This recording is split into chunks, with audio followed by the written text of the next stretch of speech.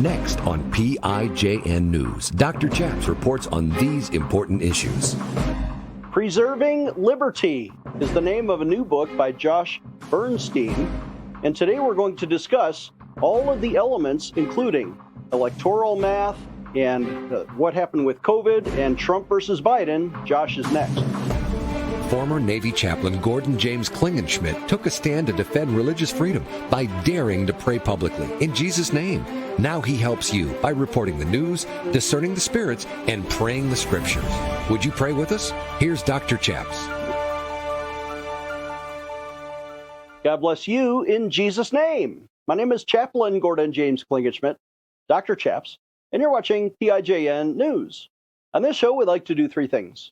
We report the news, we discern the spirits, and we pray the scriptures in Jesus' name. On today's show, we have a returning guest. Josh Bernstein is the author of a new book, which we want you to pre-sale. You can purchase immediately on Amazon, and it will be delivered to you when the launch date occurs. It's called Preserving Liberty, and here by Skype from Arizona is Josh Bernstein. How are you today, sir? I'm doing fantastic. It's great to be back on the program with you. It's been a little while. Fantastic. Hey, you don't have a copy of the book, but we're going to show it full screen now. And Preserving Liberty is a new book, and it's hitting Amazon and other places. Is there a subtitle? Yes, Bold and Brave Solutions to Save America and Create Permanent Freedom. No beating around the bush, very, very direct. So you have solutions. I have tons of solutions in every single chapter, yes. The book is basically written as a teaching guide, if you will, to Americans to learn that they indeed have the power. They just may not know that they have the power. And I show in this book exactly how to use that power in order to affect positive change, limited government change, of course, at the expense of the administrative state and of Washington, D.C. So the title is Preserving Liberty, and you said something interesting. The concept of liberty for the individual liberty and personal rights, implies that we have the power, that the individual and liberty itself gives us power to make our own choices. But that's not always happening. When there's no liberty, then other people have the power, and they are making choices to govern us. Who are those people? Well, obviously, you have the administrative state. You have a corrupt and illegitimate government. You have lots of politicians in both parties that, don't listen to, the will of the constituents that they claim to serve. And one thing that I tried to do in this book is I used mostly all left-leaning sources on purpose. And the reason is no one's going to sit there and say, oh, you wrote this right-wing hit piece. No, I used Freedom of Information Act requests. I used the emails that were derived from those Freedom of Information Act requests.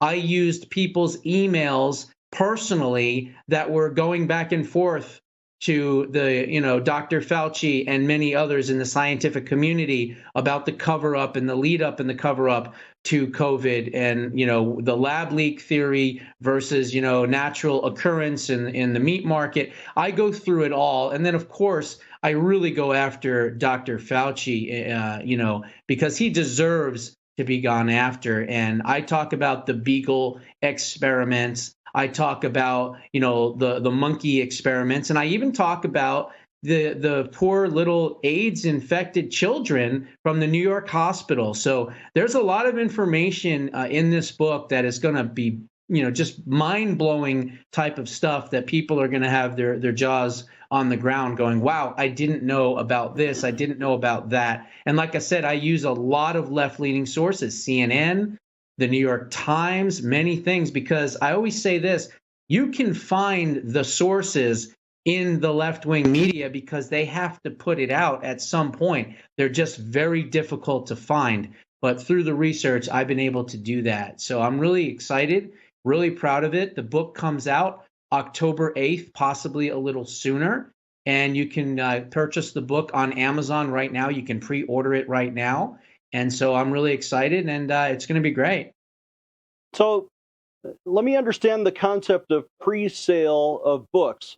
If I go on Amazon today, I can buy the book, but it may not come to me in the mailbox until October, which is great because it's just in time for the holidays. You can get 2 or Right 3 to before the give away election. to your friends, and when they arrive, you can give them out at your next Thanksgiving family feast or whatever. But there's a risk in paying the money up front that maybe you'll never get the book. Have you experienced this? No, this is an automatic thing. Look, this is not something where I'm self-publishing this.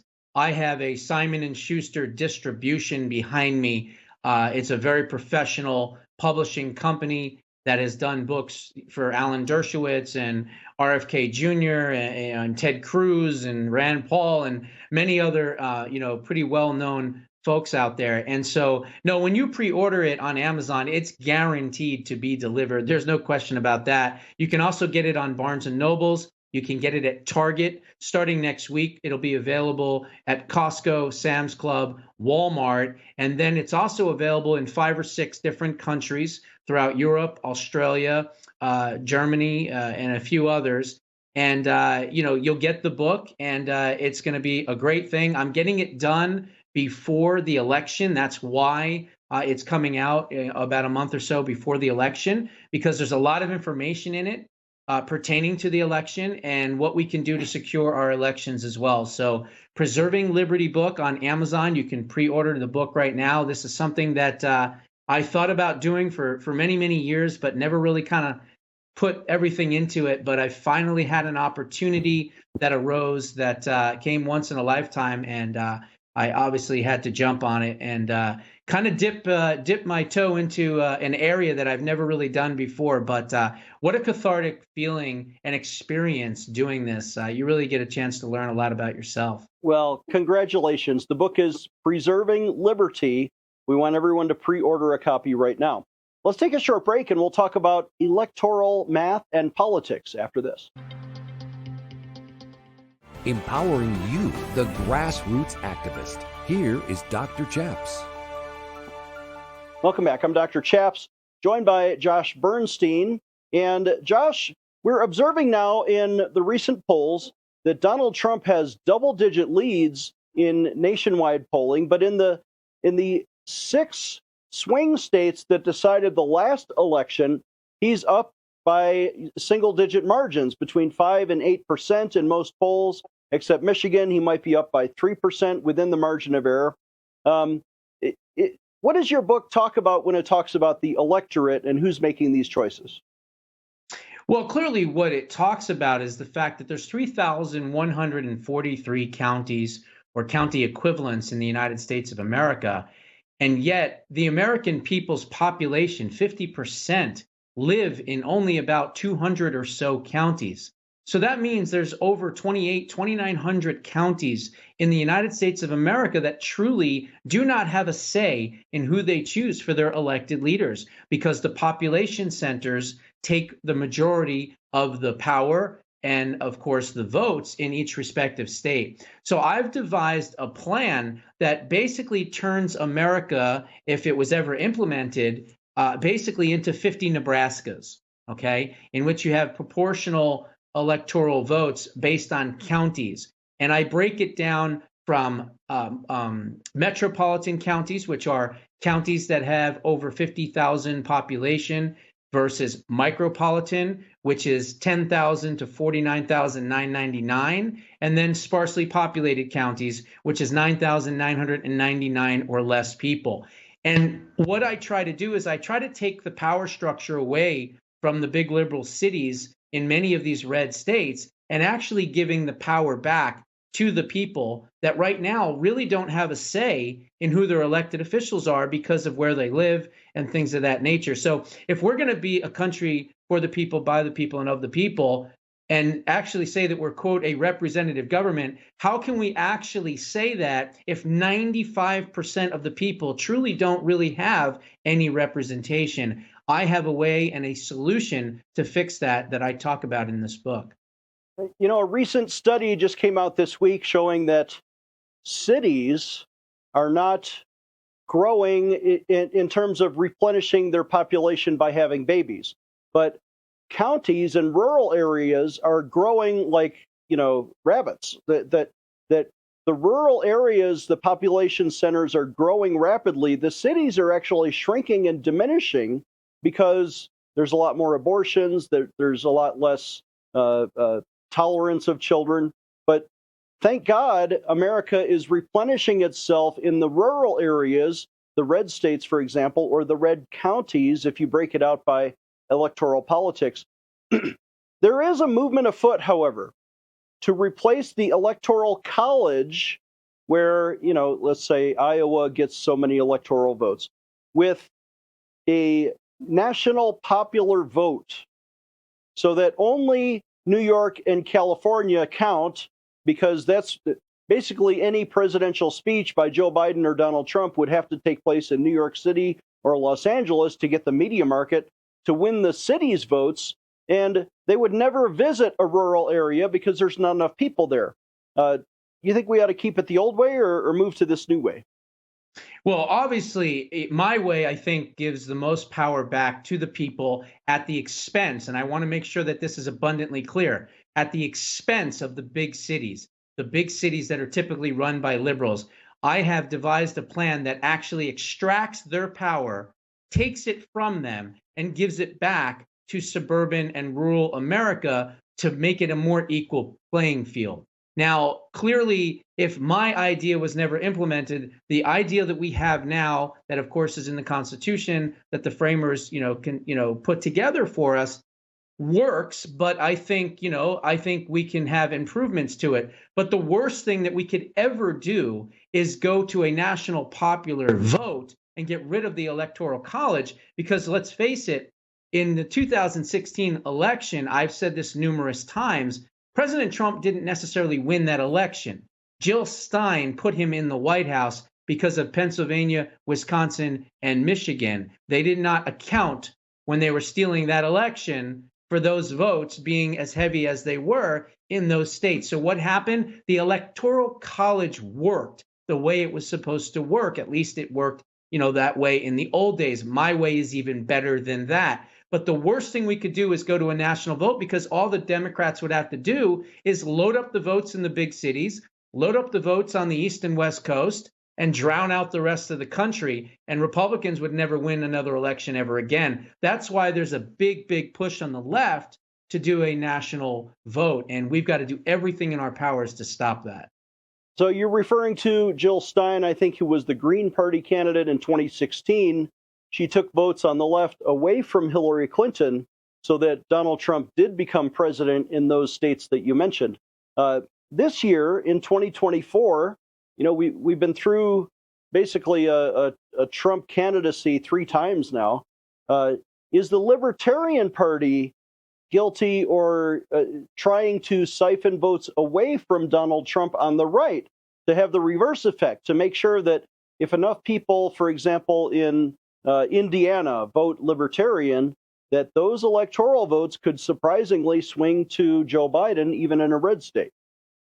Not at all. I think that the way that this election can go in a great favorable way for President Trump is to make sure that RFK Jr. is on the ballot in all 50 states, number one, and number two, that he runs H. Ross Perot type numbers, 15, 18% in the 6 to 7 swing states that are most important. The media is lying, and they say that RFK Jr. somehow hurts President Trump. This is not true, folks. Not at all. As a matter of fact, every poll shows just the opposite. They don't want RFK Jr. in the race, because with him in the race, it makes it harder for them to steal the next election. So RFK Jr. taking 12, 15, 18% in these swing states is going to put President Trump in a very, very favorable position. I don't make predictions anymore after 2020, but what I will say is this: we have a much better shot with a robust middle. Cornel West is also in the race as well. And if you look back to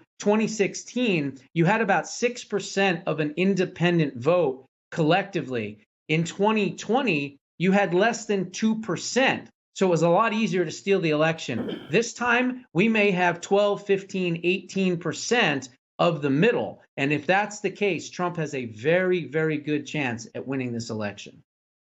Let's take a short break. Josh Bernstein's new book is Preserving Liberty.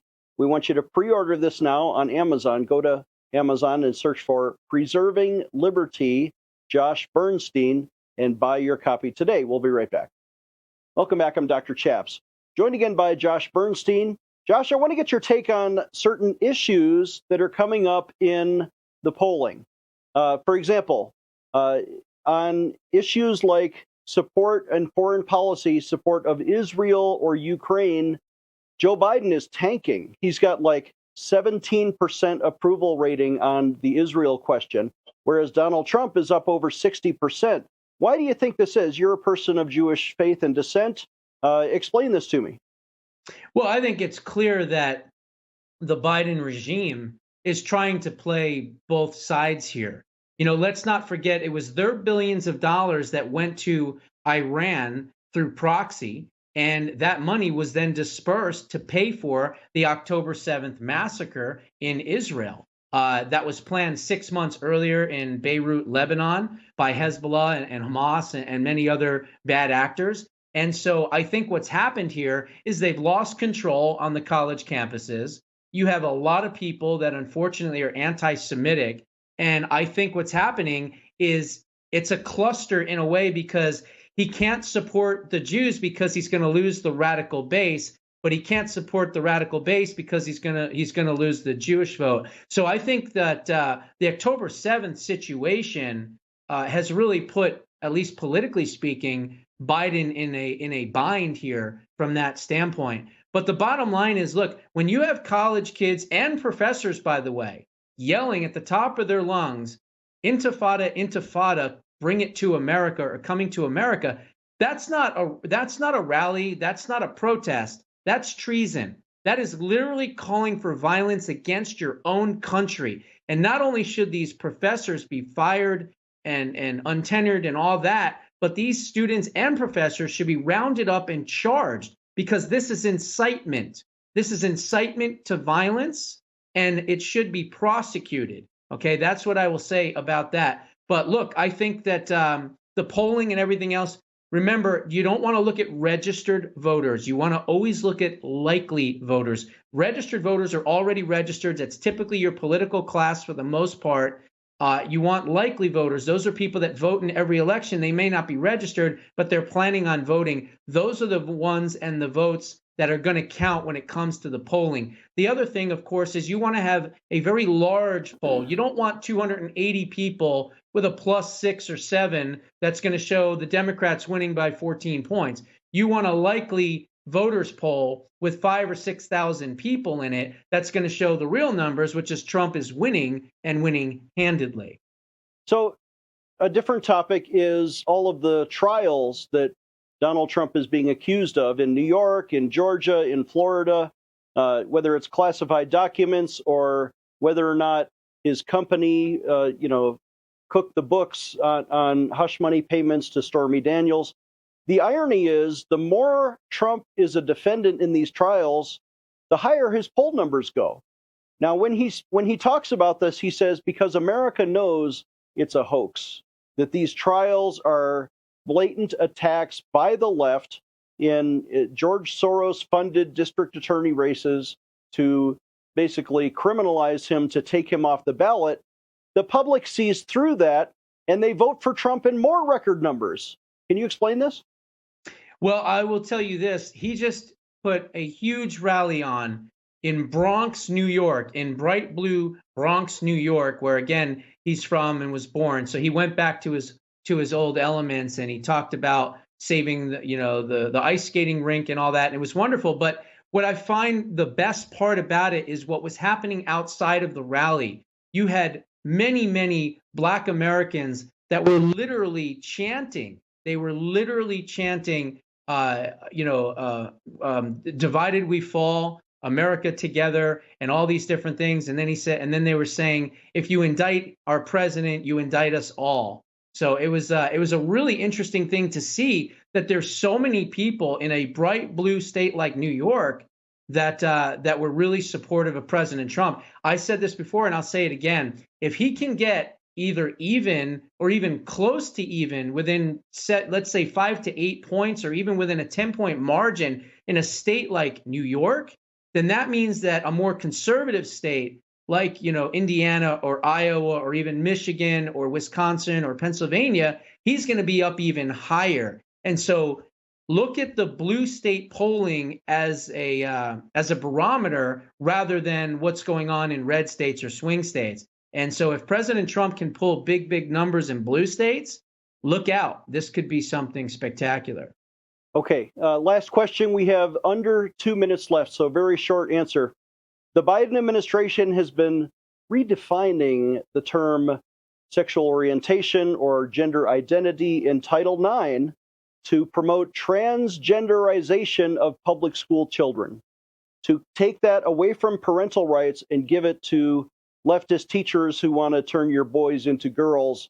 And that corresponds to, boys competing in girls' sports, unfairness across the board, access to their locker rooms, all the crazy things. Joe Biden himself has made this sort of an executive order rather than letting Congress deal with it. He's forcing this on the parents. How does that affect his polling? Well, I would assume it would affect his polling in a negative way. Again, let's hope that the youth vote does not come out in big droves as it did in other elections. What we have in this situation, we have two very polarizing figures, right? We have, of course, Biden. Nobody likes him. And President Trump, you either love him or you hate him. And so there's a lot of sentiment against him, but there's also a lot of love for him. And so I think what's happening here is this could end up being similar to 2016. Who do you hate the least? And I think in that case, I would assume it would be President Trump that they hate the least, because at least he has a prior record of success. You may not like his mean tweets. You may not like him personally. You may think he's, whatever. But the bottom line is your life was better. Inflation was lower. Gas prices were lower. The economy was doing great, all of those things. But that's even if Biden at the end is their nominee. We remember those 4 years, and they were better than these 4 years, and it's morning again in America. Okay. jbushow.com is his website, but we want you to buy the book, Preserving Liberty, today. Our website is prayinjesusname.org. Please donate today. This is a viewer-sponsored show, or call us toll-free at 866-OBEY-GOD. We'll see you next time. Hey, Josh Bernstein here, America's favorite bald badass. Did you know that Bill O'Reilly charges $6.95 a month to see his content? Or how about the Blaze TV, who charges $10 a month? Or you could always subscribe to the Ben Shapiro podcast at $12 a month. But if you are looking for the best value and the most hardest hitting news, you've come to the right spot. Because here at JoshBernsteinUncensored.com, we drop the most jaw-dropping stories 7 days a week, starting at only $3 a month. So please head on over to the new releases tab, become an exclusive member of the Badass Nation, and join the fight to save this country with one of America's most hated, feared, and censored conservative voices. Remember, if it's banned on social media, you'll find it here. God bless.